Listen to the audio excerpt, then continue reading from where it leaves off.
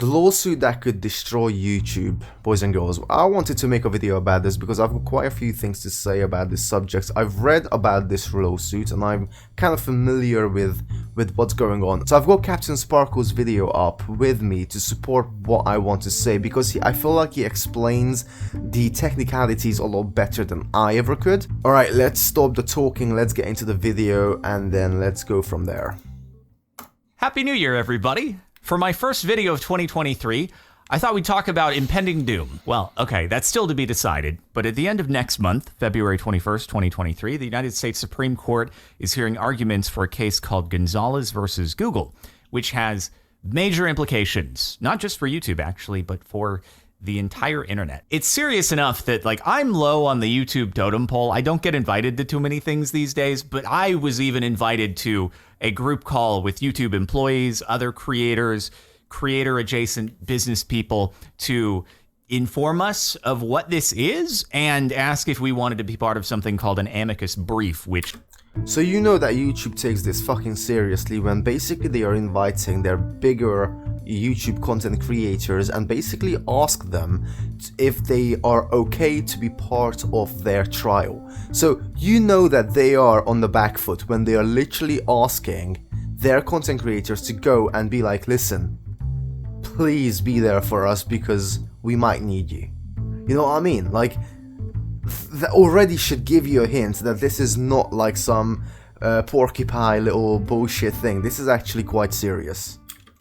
Will actually be used during arguments in the trial. So what is this case, Gonzalez versus Google, about, and why is it a big deal? I do want to give a disclaimer. I have no formal legal background. I'm sure that'll be obvious to people. Nor do I. So there probably will be better videos on this from other YouTubers who are actually lawyers. Keep that in mind.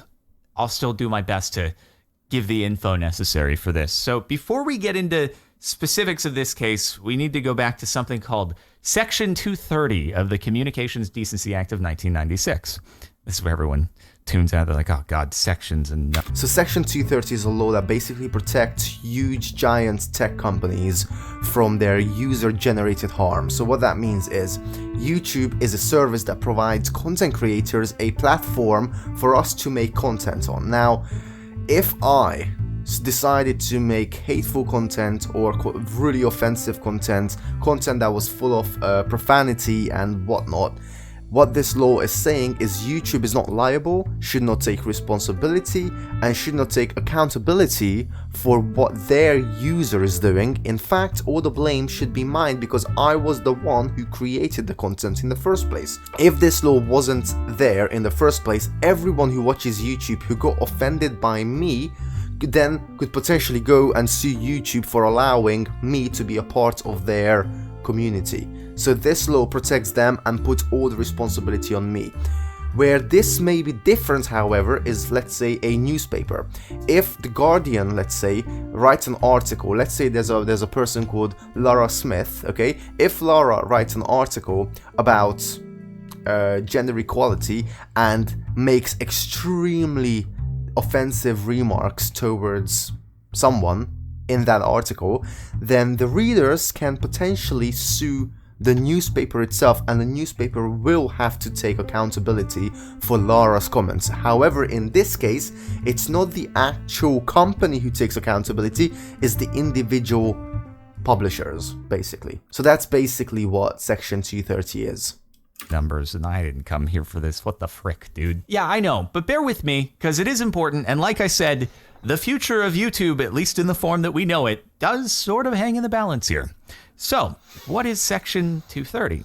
Well, perhaps the most important text in it says, no provider or user of an interactive computer service shall be treated as the publisher or speaker of any information provided by another information content provider. What is that? Right, so basically now that we covered this, so you know what all this means, I'm going to fast forward this video because for the next few minutes he's going to be explaining a lot of technicalities about Section 230, and I believe that we all understand what that is. If not, feel free to watch the video on your own and come back afterwards. 230 is to speech. There is an important carve-out here that is different from the DMCA, though, and that states that no provider or user of an interactive computer service shall be held liable on account of any voluntary action taken in good faith to restrict access to or availability of material that the provider or users consider to be obscene, lewd, lascivious, filthy, excessively violent, harassing, or otherwise objectionable, whether or not such material is constitutionally protected. Okay, this just means that sites are allowed to actually try to execute good faith moderation on the content that's posted to them. And as opposed to the DMCA, where if YouTube tries to be hands-on at all and says, oh, you can't post this on our site, they're no longer indemnified. They have to be totally hands-off. With Section 230, YouTube can make efforts to moderate really, really bad content via the community guidelines without still being held as a publisher or not being protected by Section 230 any longer.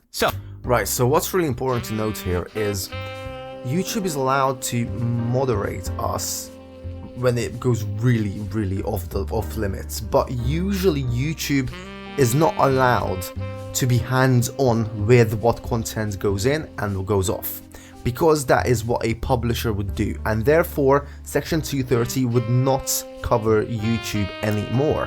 So what YouTube needs to do is say, listen guys, I'm here, I'll fix the site, I'll maintain it, I'll make sure it works for you, but in the arena, every man for himself. Basically, that's when Section 230 covers the company, right?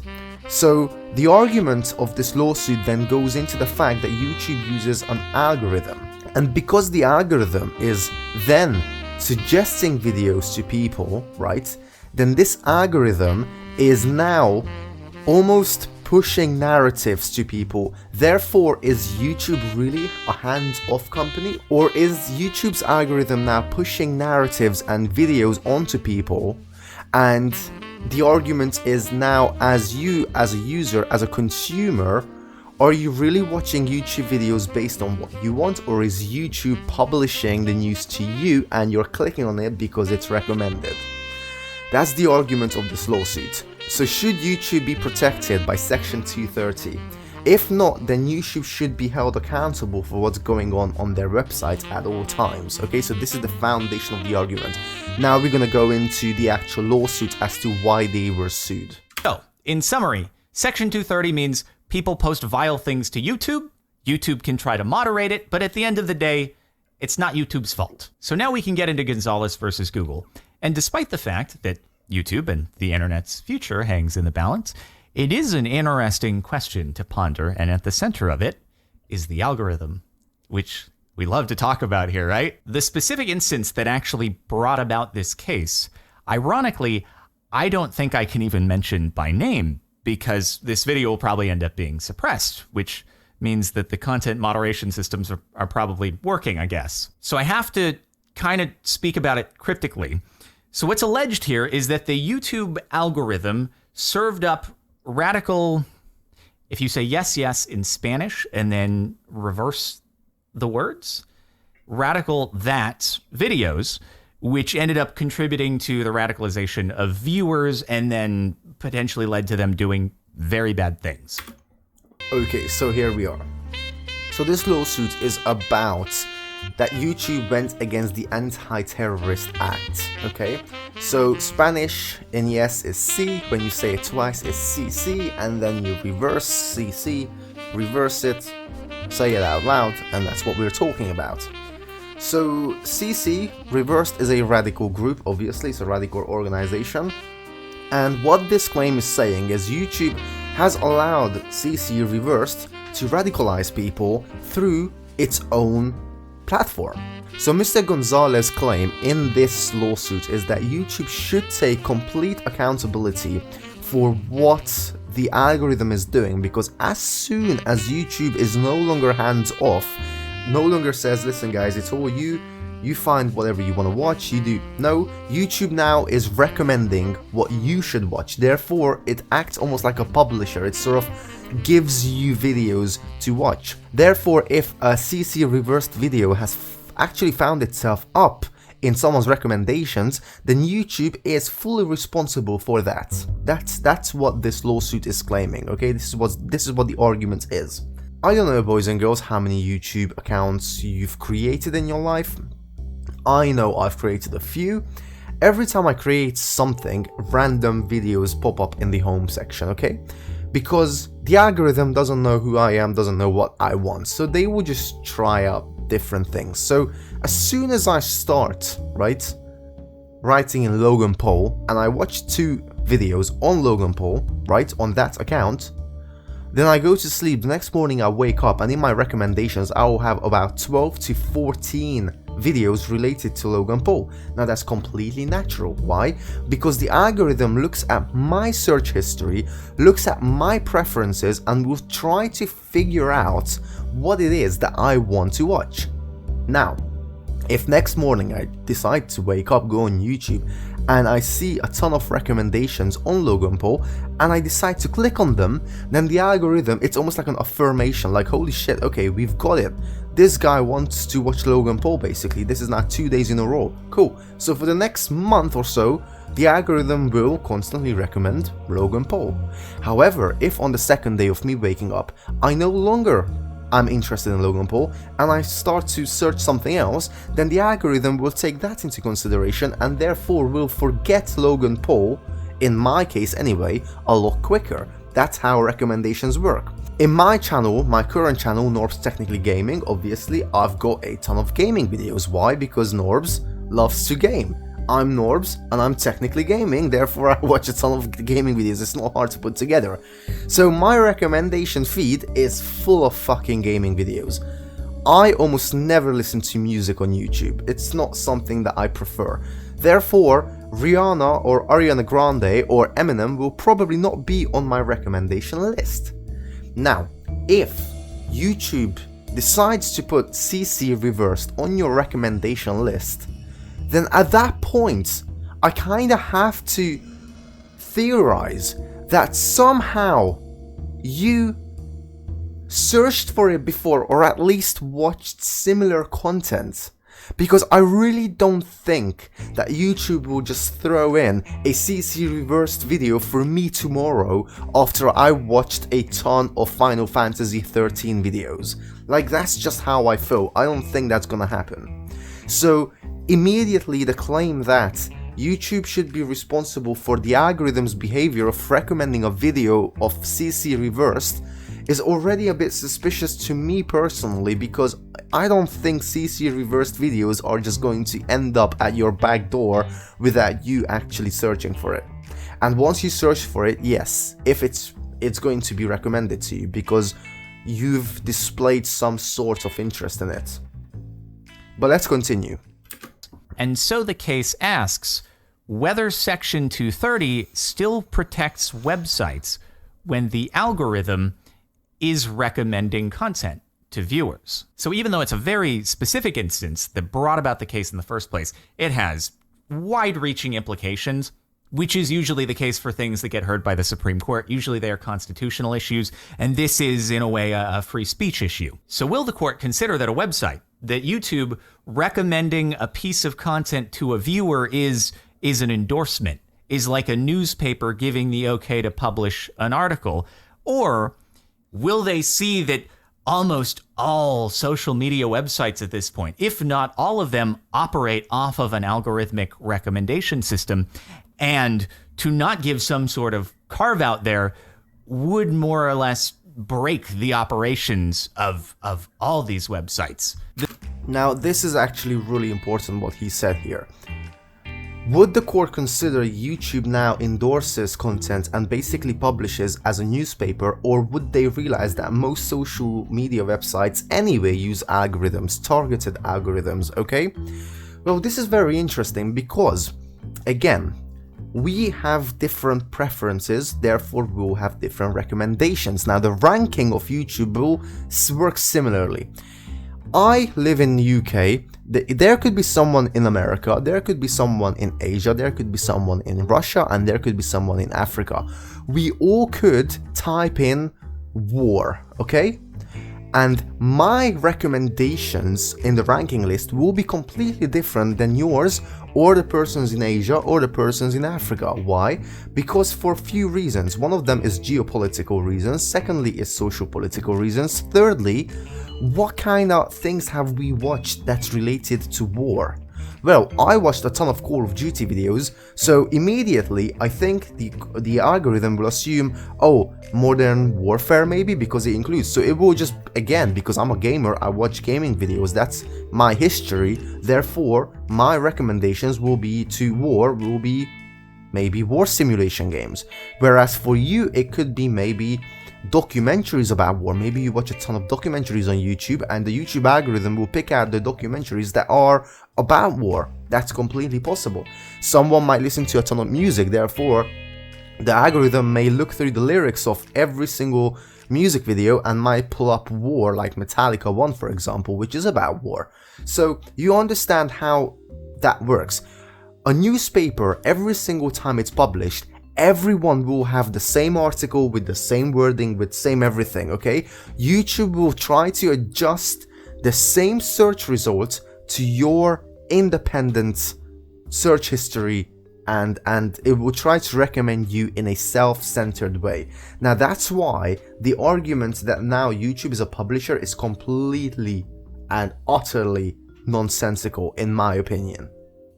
Let's continue. The scope of this is not even known though. Like, where do you draw the line between what is considered algorithm and what is not? You might make the argument that videos recommended from channels you're not subscribed to on your homepage, maybe that's algorithm. Suggested videos to the side and bottom of the video you're watching, okay, maybe that's algorithm. But what about search results? If you're searching for something, you have to rank the content that shows up somehow. Is that also considered algorithm at that point? And I actually asked this in the call that I mentioned earlier, and I was told that there is precedent for Google search results to be protected. But again, even though this case is called Gonzalez versus Google, it is about YouTube. And so I'm sure that the defense will reference that, but I don't know that it's established precedent when it comes to YouTube search specifically. And so it's a very hard question to answer. What actually is the algorithm? This only applies, obviously, if the Supreme Court is thinking about ruling against Google here. But I guess that's why you're probably still here, is to find out what could actually happen if the court rules against Google on all counts. So, God forbid, let's envision a worst case scenario here.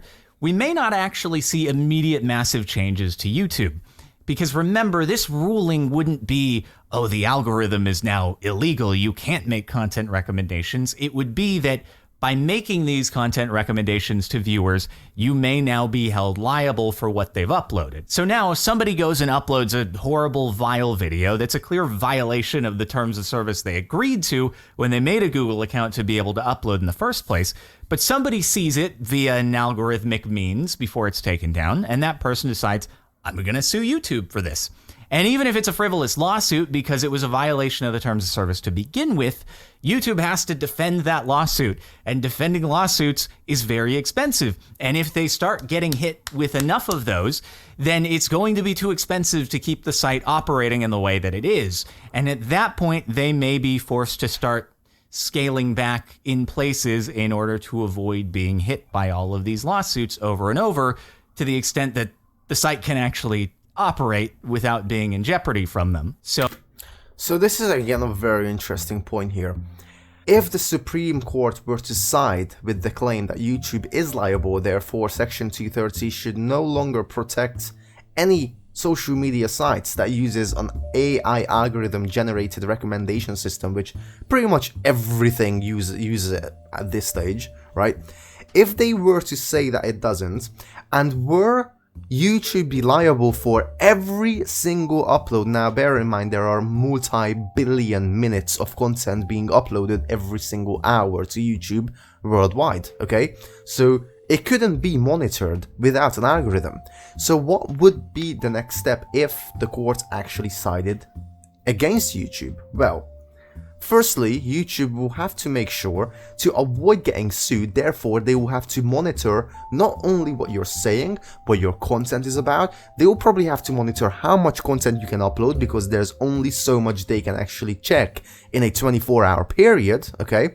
So basically we're talking about like a Chinese socialist system where everything you do online will be monitored, will be read, will be listened to, will be checked before you can even upload the content. So the question is, if this actually goes through against YouTube, what will happen to freedom of speech? Because now anything you want to say, whether it be political, whether it be social, whether it be relating to games, whether it be relating to life, someone will have to listen to what you're saying, someone will have to read what you're doing, someone will have to watch that there's nothing in your content that potentially could be offensive, because if there's a potential of it being offensive to someone, and the potential that YouTube could be sued, they will probably say no, because it's not worth that much for them to then have to defend a lawsuit. So if you have a unique political opinion, it doesn't have to be offensive, right? It just has to offend that one certain individual. Now, we all know that there are very controversial subjects on YouTube. That doesn't mean it's a bad subject, it just means that a lot of people can be offended. Let's say, for example, gender is one of them. I don't think there's a right answer right now, right? Whether you side with science or you side with the LGBTQ community, I respect you both, but there is definitely debates to be had. Now, if you talk on science, then they will sue YouTube. If you talk on the LGBTQ community, then the science people will sue YouTube. So there is no winning here. So if YouTube has to take literal liability for everything, at that point, potentially YouTube will not allow us to be political, will not allow us to have contradiction or contradictory opinions, will not even allow us to have most opinions. So everything that will go through is probably just going to be extremely dumbed down, probably very family friendly content that there would be no chance of it offending anyone. That is the possible future that we're looking into. Okay? It's a dystopian fuckery, quite frankly. So over time, if YouTube is hit with a deluge of these incoming lawsuits, does that mean that the only functions remaining are the ability to manually browse to a specific channel? That subscription feeds are the only thing that's active? Channels you've already hit the subscription button on, and therefore it's going to serve you content from them? Again, this meaning that smaller YouTubers or smaller content creators who want their voice to be heard by the majority will never reach that level, and already existing YouTubers will basically rule the platform.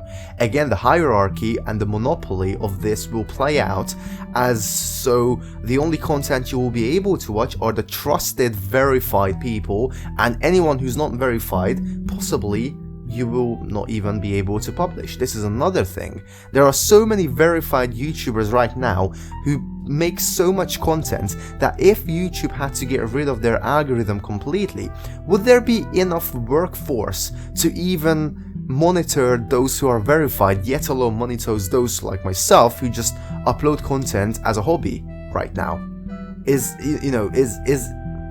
How would this even be feasible? Not to mention, huge channels actually have entire teams. They have camera people, they have editing studios, they rely on a lot of people, and they actually employ a lot of people. So once this goes through, what happens to those jobs? What happens to sponsorships? What happens to basically anything else related to the media as we know it? And bear in mind, YouTube is the best monetized platform there is right now.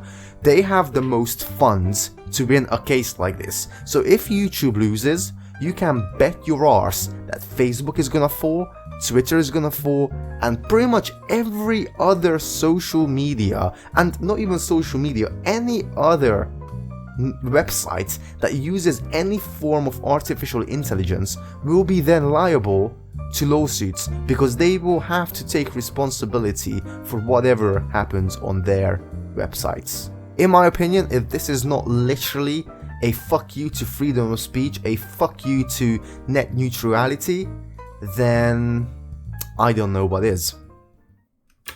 Does search still work in the same way? Will that be carved out? Will it be exempt? But when you really think about it at the end of the day, as much as, I've complained about the algorithm here and there, usually that comes from like a selfish perspective, like, man, I wish it were recommending my content more.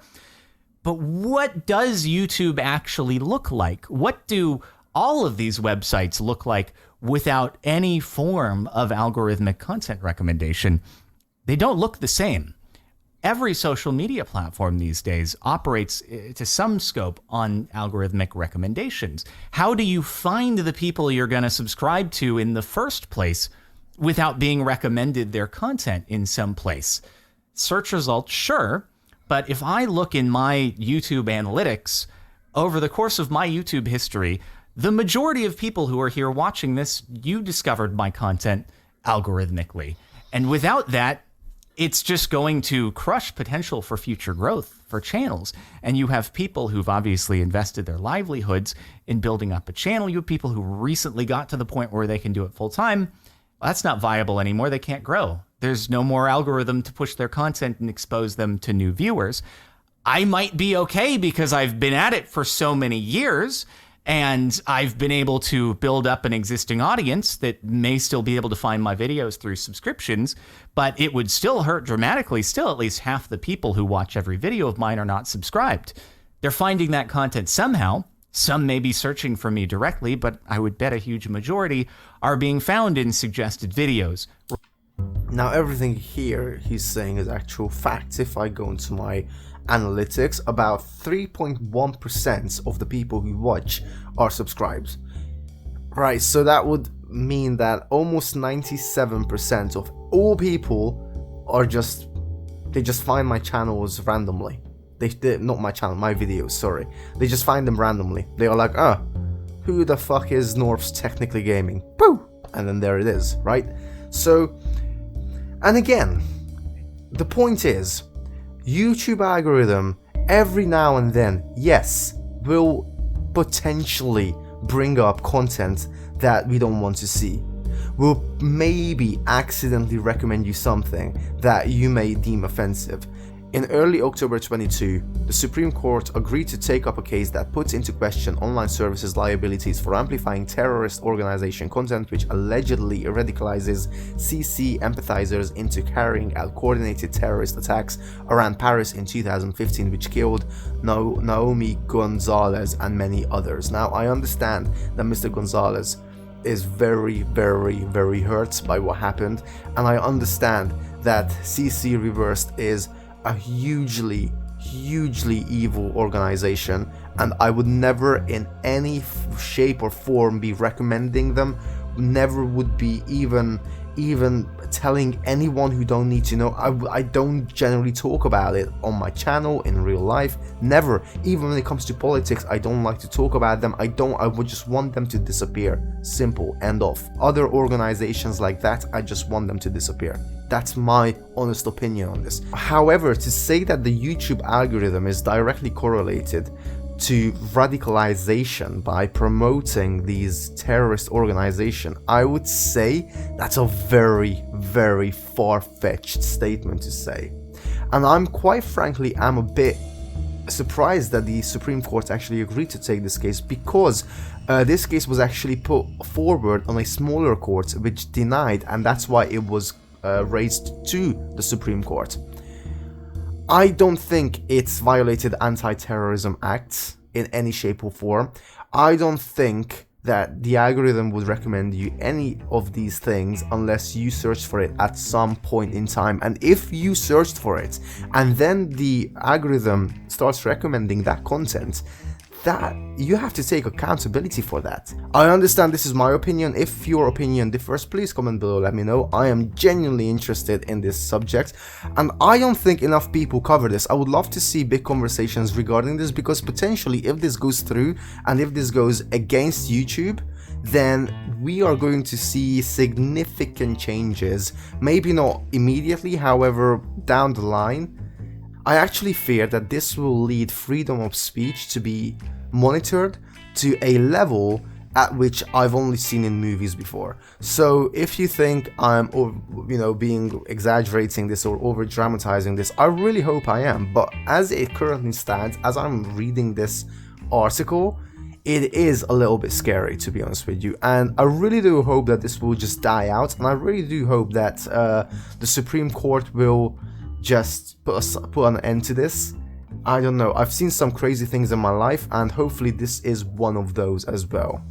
But anyway, boys and girls, thank you so much for watching. Like the video if you did, and subscribe to the channel for more awesome videos in the future.